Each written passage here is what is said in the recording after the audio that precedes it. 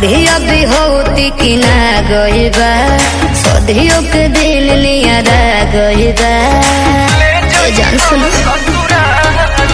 अरे सड़िया भी होती कि ना गईबा सदियों के दिल नियरा गईबा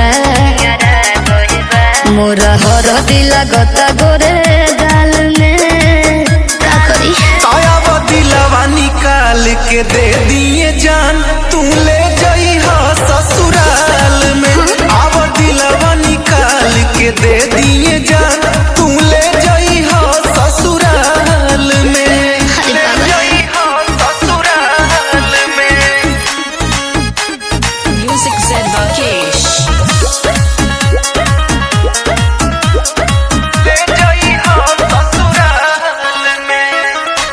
मेहंदी के रंग तनिको फीका पड़ जाई खुनवे से जान तू लीहा सजाई।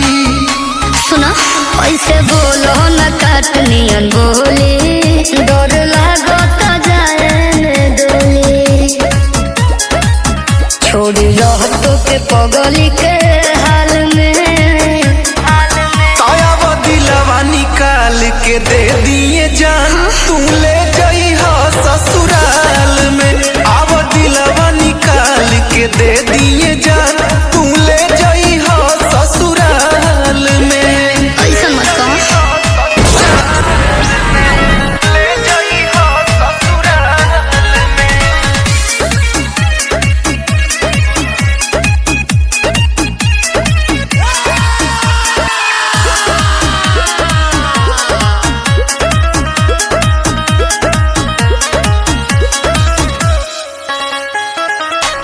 खुश रह जान हरदम पियवा के कोरा में किस्मत न रहे हमार सज के सिन्होरा में।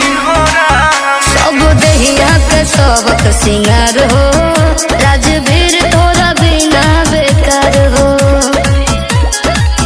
फसल बानी परिवार के जाल में